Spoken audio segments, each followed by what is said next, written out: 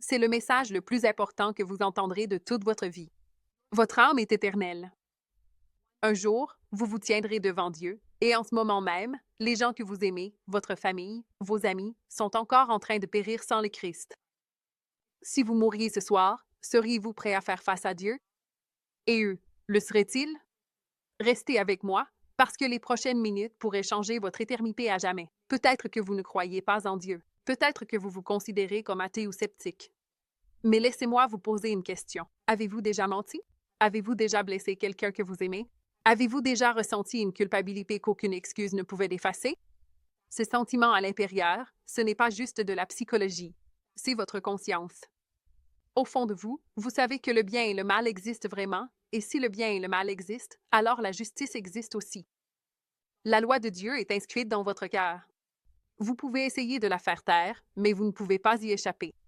Regardez le monde autour de vous, les étoiles, les galaxies, votre ADN, la complexité de votre esprit et de votre corps. Les cieux proclament la gloire de Dieu.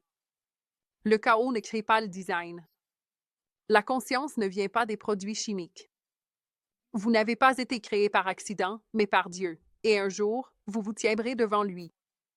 La Bible dit, tous sont péchés et sont privés de la gloire de Dieu. Vous savez que c'est vrai. Je sais que c'est vrai. On a tous déjà menti, haï, convoité, été égoïste. Le péché nous sépare d'un Dieu saint. Le salaire du péché, c'est la mort. La religion ne peut pas te sauver. Les bonnes actions n'effacent pas ta culpabilité. Mais il y a de l'espoir. Jésus-Christ n'est pas juste un autre chef religieux. Il a accompli les prophéties. Il a affirmé être le Fils de Dieu. Il a été crucifié publiquement, et 3 jours plus tard, son tombeau était vide. Plus de 500 témoins l'ont vu vivant. Ses ennemis n'ont pas pu le nier. Ses disciples étaient prêts à mourir plutôt que de le renier. C'est de l'histoire, pas d'un mythe, et ça change tout. Sur la croix, Jésus-Christ a versé son sang pour toi. Il a pris la punition que tu mérites, chaque péché que tu as commis a été cloué sur lui à Calvaire. Dieu démontre son amour pour nous ainsi. Alors qu'on était encore des pécheurs, Christ est mort pour nous. 3 jours plus tard, il est sorti du tombeau. Le sang de Jésus nous purifie de tout péché.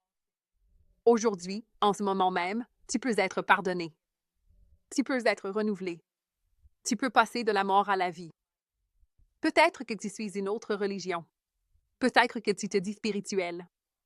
Peut-être que tu aimes tes péchés. Ou peut-être que tu t'en es jamais soucié. Écoute, rien de tout ça ne peut te sauver. Seul le sang de Jésus peut effacer tes péchés. Seul le Christ est ressuscité d'entre les morts, et seul le Christ offre le pardon et la vie éternelle. Il n'y a de salut en aucun autre. N'endurcis pas ton cœur. Repens-toi et crois aujourd'hui. Tu te dis peut-être, et la science? Et les autres religions? Et les hypocrites dans l'Église? Et la souffrance, le mal? Et si je ne suis pas prêt à changer?